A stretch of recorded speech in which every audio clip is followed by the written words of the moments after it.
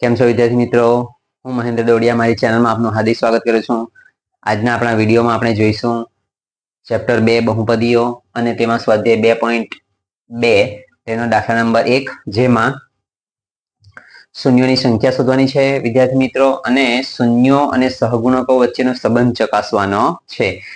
બરાબર. પહેલા આપેલ છે આપણે પેલા જે 5મા 6ઠ્ઠા ધોરણમાં અવયવ પાળાના જે દાખલા ગણતા હતા ને તે પ્રમાણે કે અહીંયા શું થાય, પ્રથમ પદ, મધ્યમ પદ અને અંતિમ પદ. તો અંતિમ પદ જે 8 આપેલું છે તો 8 ના એવા ભાગ પાડવાના કે જેનો ગુણાકાર કરે તો 8 થાય અને સરવાળો કે બાદબાકી કરે તો કેટલા થશે? 2 થાય. બરાબર. એના જોઈએ તો આવી રીતે થશે. જોજો વિદ્યાર્થી મિત્રો કે 8 છે તો કયા ઘડિયામાં આવે અથવા 8 ના શું ભાગ પડે? તો 8 ના ભાગ શું પડશે? તો 4 2 8. બરાબર. ડાયરેક્ટ આપણે જોઈ લઈએ છીએ કે 4 દુ 8. બરાબર. હવે ગુણાકાર કરે તો આપણા 8 થઈ જાય છે. જો ગુણાકાર કરે તો અંતિમ પદ જેટલું થાય અને એ ભાગ જે પાડે તેનો સરવાળો કે બાદબાકી કરે તો આપણા વચ્ચેના જેટલો એટલે મધ્યમ પદ જેટલો જવાબ આવવો જોઈએ. આ પ્રથમ પદ, મધ્યમ પદ, અંતિમ પદ. તો ગુણાકાર કરે તો અંતિમ પદ જેટલો અને સરવાળો કે બાદબાકી કરે તો મધ્યમ પદ જેટલો જવાબ આવવો જોઈએ. બરાબર. હવે આને જો કે ભાગ પાડેલા છે તેનો 4 ને 2, તો 4 માંથી 2 શું કરીએ? અહીંયા બાદ કરીએ. બાદ કરીએ એટલે માઇનસ કરીએ તો તમારા વચ્ચેનો જવાબ આવશે. બરાબર. હવે એનો નિયમ છે બરાબર કે જો બાદબાકી કરીને વચ્ચેનો જવાબ આવતો હોય, બરાબર, એનો નિયમ શું છે કે જો જે ભાગ પાડો તેનો બાદબાકી કરીને તમારો વચ્ચેનો જવાબ આવતો હોય તો મોટા ભાગ આગળ વચ્ચેની રકમનું ચિહ્ન, વચ્ચે એટલે વચ્ચે શું આપેલું છે આપણને? માઇનસ. મધ્યમ પદ આગળ માઇનસ આપેલું છે એટલે મોટા ભાગ આગળ માઇનસ આવે, તેનાથી વિરુદ્ધ ચિહ્ન નાના ભાગ આગળ આવે એટલે અહીંયા આગળ શું આવશે? પ્લસ આવશે. બરાબર. આ રીતે ફરી પાછું કે જો બાદબાકી કરીને તમારો વચ્ચેનો જવાબ આવતો હોય તો જે ભાગ પાડે તેનાથી મોટા ભાગ આગળ વચ્ચેની રકમનું ચિહ્ન આવે અને તેનાથી વિરુદ્ધ ચિહ્ન નાના ભાગ આગળ આવે. બરાબર. હવે જોઈએ વિદ્યાર્થી મિત્રો, જોજો શું થશે. તો x નો વર્ગ એટલે પ્રથમ પદ બેઠું જ લખવાનું, આ અંતિમ પદ પણ બેઠું જ લખાશે. બરાબર. અને આ મધ્યમ પદની જગ્યા પર આપણે આ બંને પદ x કરીને લખી દેવાના. એટલે શું લખાશે? તો -4x અને પ્લસ થશે 2x. બરાબર. આ રીતે આગળ જોઈએ તો ફરી પાછું આ 2 અને આ 2 માંથી સામાન્ય કરવાનું. સામાન્ય જે બંનેમાં નીકળતું હોય તે, જેમ કે અહીંયા આગળ આ દાખલો છે તેમાં જો x નો વર્ગ એટલે x અહીંયા કેટલી વાર કહેવાશે? 2 વખત x કહેવાશે. અહીંયા આગળ આવું થશે કે x ગુણ્યા x. આ લખવાનું નથી, ખાલી સમજવા પૂરતું. બરાબર. x ગુણ્યા x. x નો વર્ગ એટલે x ગુણ્યા x અને 4x નો અર્થ શું થાય? તો કે 4 ગુણ્યા x. 2x નો અર્થ શું થાય? તો કે 2 ગુણ્યા x અને 8 એટલે કેટલા? તો કે 2 4 8. હવે આ બધામાંથી પહેલા આ 2 માંથી સામાન્ય કાઢીએ. સરખું જે હોય તે સામાન્ય અર્થ કે આ x બંનેમાં છે એટલે x આપણા શું નીકળી જાય? સામાન્ય. બરાબર.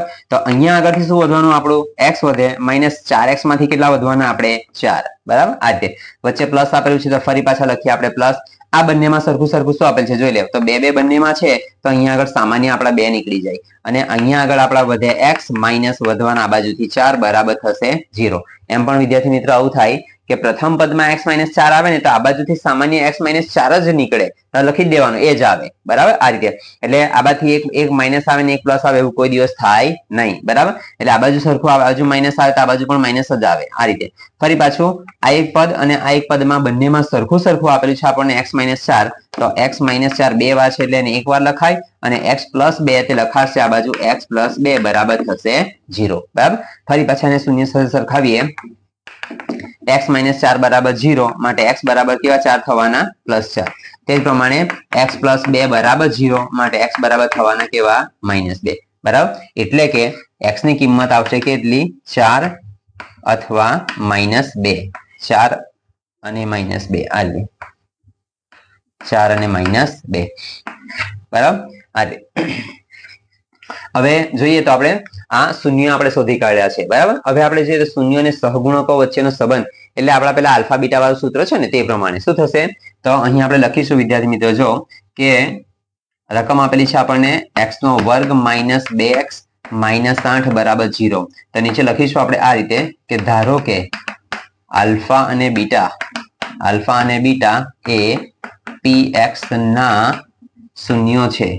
px એટલે આ px કહેવાશે. બરાબર. આ px કહેવાશે અહીંયા આગળ px. બરાબર. તો ધારો કે આલ્ફા અને બીટા એ px ના શૂન્યો છે. બરાબર. તો આમાં જે આપણે વિદ્યાર્થી મિત્રો જે પહેલું આવેલું હશે ને તેને a કહેવાશે અને b કહેવાય અને આ બાજુ c કહેવાય. પ્રથમ પદ, બીજું પદ અને ત્રીજું પદ. તો શું કહેવાશે અહીંયા આગળ એ બરાબર શું લખાશે તેને સહગુણક જે આપેલો હોય તે એનો પહેલાનો સહગુણક આપેલો છે એ, બીજાનો સહગુણક બી એટલે આપેલા છે -2 અને સી બરાબર આપેલા છે -8. બરાબર આ રીતે તો અહીંયા લખીશું આપણે કે શૂન્યોનો પહેલા લખીશું સરવાળો. જોજો વિદ્યાર્થી મિત્રો, શૂન્યોનો સરવાળો. તો શૂન્ય આપણી પાસે કયા ધારેલા છે? આલ્ફા અને બીટા. તો આલ્ફા પ્લસ બીટા બરાબર -b ના છેદમાં a. તો માઇનસ ની જગ્યા પર માઇનસ અને b ની કિંમત આપેલી છે -2 ના છેદમાં a. a ની કિંમત આપેલી છે 1. તો માઇનસ ને માઇનસ એટલે ઓછા ઓછા થઈ જશે વત્તા. બરાબર ને 2 ના છેદમાં 1 એટલે કેટલા કહેવાશે? 2. તો એનો જવાબ આવશે કેટલો આપણો?